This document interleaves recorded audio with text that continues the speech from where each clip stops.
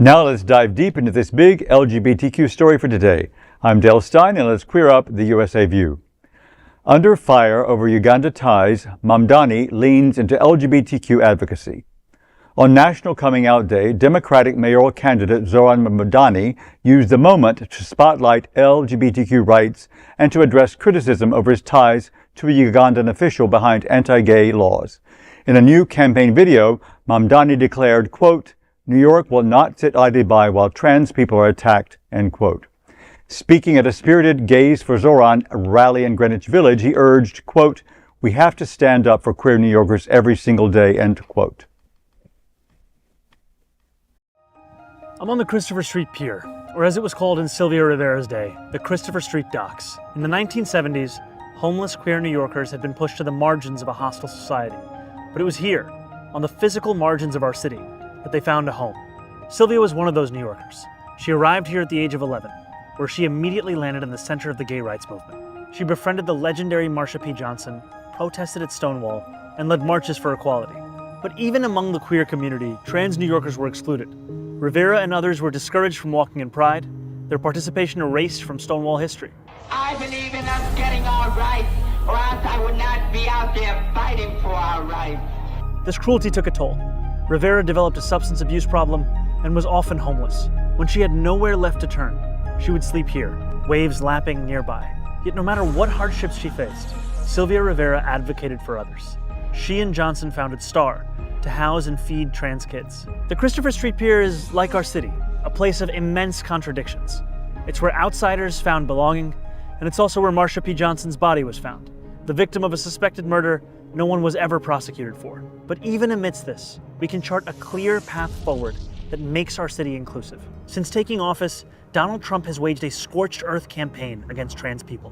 The man with the most power has expended enormous energy targeting those with the least. New York will not sit idly by while trans people are attacked. We'll deploy hundreds of lawyers to combat Trump's hate, make New York City an LGBTQIA+ sanctuary city, and create the Office of LGBTQIA+ Affairs to allocate millions for youth and adult housing programs, as well as gender-affirming care. We can't bring Sylvia back, but we can honor her memory by building a city where trans New Yorkers are cherished. In a time of darkness, New York must be the light. But the day also brought renewed questions about a July photo showing Mamdani alongside Ugandan politician Rebecca Kadaga, who has championed draconian anti-LGBTQ legislation. Mamdani told reporters, quote, "Had I known that she was the architect of this horrific legislation and attack on queer Ugandans, I would not have taken it," end quote. Former Governor Andrew Cuomo dismissed that explanation, saying, quote, "The LGBTQ community should not excuse that lie. You cannot be a chameleon where you're in the United States, you're pro-LGBT rights, but when you're in Uganda, you stand and smile with the woman who proposed killing gay people," end quote. Still, Mamdani vowed to make New York an LGBTQ sanctuary city, create an office for LGBTQ affairs, and condemned Uganda's record, saying, quote, "It's a horrific record, a complete betrayal of universal human rights," end quote. This week, President Trump had a vague threat aimed at New York City, saying if a socialist is elected, it could affect tens of billions of dollars of federal money. Wow, this story is very complicated. I mean, it has so many layers. Peel the onion. I'm Peel. like, yeah. Okay, because, you know, I mean, we've all been following the Mamdani rise to prominence. Mm-hmm. And, you know, having lived in the city for 21 years myself, I still will, no matter how long I live here, I will always feel like I'm a New Yorker. So I'm always feel very connected to it. And I really love what he's giving. I'm not, you know, there may be pros and cons. I'm sure there are, as there are with every politician. But I love what he's bringing, the awareness that he's bringing. Yeah. And I think this campaign video that we just watched was beautiful and amazing, even though the desk was quite large in the park. We had to say something. I mean, you know, of course. But wow, to bring these icons, these heroes, these true legends of our community into the light, and especially when there's so many people in our community who don't know about them, and who are disrespectful of the entire trans community. So there's just so many layers and so many topics. And this Ugandan thing about which the story is really based, right? I mean, it does seem kind of hard to believe, I'm just being honest, that he wouldn't be aware of this. Because, you know, when you're running for office, you are really hypersensitive. Hypersensitive. You know, you don't even have a cocktail in your hand. You're like, make sure you find your cocktail. Yeah, but not always, because when you're running for something, you're also shaking the hands and kissing the babies so it's a of countless people. How many pictures do you take sometimes, Dale? Well, I'm not running for office. I'm not running for office. No, my love. No, but I'm saying, like, you will take a picture with an unknown person. Oh, it happens all of a sudden you'll be in the photographer like throws somebody in there. Like, I'm like, I don't know this person. Yeah, no, it's happened. And then later, like, I'm like, oh my God, that was like somebody. You know, Lady Bunny was running around, and I was like, oh hell no, I'm not taking a picture with you. And every photographer was like, Faye, can you take a picture with Lady Bunny? And I go, I have to go to the bathroom. So it's probably, you understand? So it's probably he was there, and it just, absolutely, I agree. You know what I mean? It's absolutely true. But you know, but also you also have to be a little more careful. You know what I mean? You know, the video was beautiful. The fact that yes, maybe a lot of people don't know about our trailblazing sister that was fighting for us years ago, Sylvia Rivera. So I love that she was the focal point of the story of the video. And when he was talking about her, I looked over to Dale and I go, and she died in those same piers, right? Because that's our history, and our history is being erased at every turn. So this makes this video even smarter for him, right? And even more important, right? You know, first of all, Andrew Cuomo, shut the hell up. Bye. All right? With all the things that you've done against women, and you're talking shit. I mean, I'm surprised there's not an Epstein picture of you, my friend. So I mean, there is. I'm en favor. Like, come on, you know, but I loved what Mamdani was saying. I'm gonna have hundreds of lawyers ready to fight against these anti-trans things. Yes, let's do that. We're gonna have a DEI office right here in New York. Yes.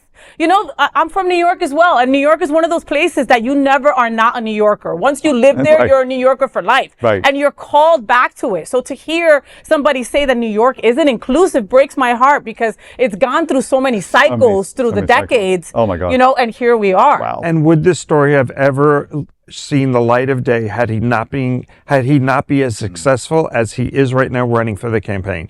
Had he not risen to the top to cause fear on the other side, would this never have shown up? And back to the point of, like, we all take pictures with people. You know, you don't know who you're always with, and then suddenly you're attached to them. You're right. Like, should he have known? Maybe. But, you know, I don't know the interaction, how long it lasted, his purpose of being there. Like, and we don't know how his handlers may not have realized. Correct. And maybe he didn't have any handlers. Like, I don't know his tie to his personal tie to Uganda. Yeah. But, you know, I think it's courageous that he's gone to the trouble of doing the research and putting a lot of response. He could have easily said, I didn't know that, and moved on. Like I didn't realize she was right. Exactly. I never met them.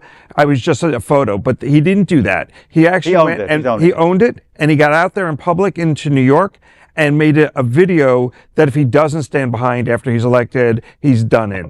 You know what I mean? Right. And look, they're coming off of a corrupt mayor to begin with. So him entering the field, I think, is a great thing. And I think that, like you said, Cuomo has no room to speak. With his background, he should just shut the F up, because leave it, you know, this guy's being successful. I'm a New Yorker as well.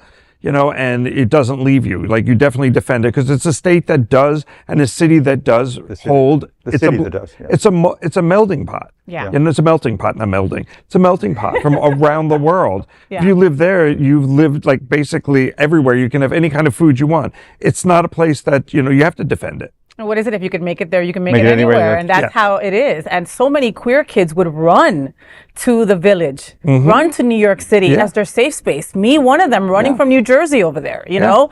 And to see how it slowly evolved into not being gay anymore, right? And that little spot. And not affordable at all. No, and that little spot, you know, Stonewall is protected, but everything around it, right, is like, okay, $24 for a bottle of water, right?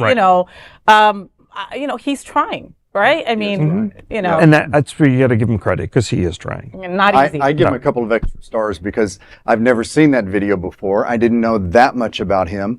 And I will say this, being a native Texan, but actually was smart and actually took a little 6-year jaunt to New York City, lived in New York City, and then came down to Florida. But I get what you're saying about the fact that a city official is trying really hard to connect with the gay community, the trans community, the queer community, willing to speak about and bring back up to the forefront in the light the gay culture, our history, the traumas in our history, because they are irrelevant. We're speaking about Gen Z nowadays, and they may not remember what we went through 50, 60 years ago. So I really give him a couple of stars. I have to take one of those away because that picture, I think that's a little odd to me that he didn't have a handler or he didn't have somebody that was willing to just kind of give him a heads up.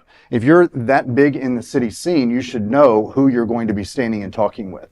And so I have to take 1 star away, but I still like what I saw. So how many stars did you end up with? You gave him I gave him 2, took away 1, so he's got 1 star. Okay. And he's on his way up, I think. I like him. Yeah. I love that. Well, that is the big LGBTQ story for today. There is no other queer nonprofit media platform like this in the entire world. Support our LGBTQ stories by subscribing and sharing Queer News Tonight.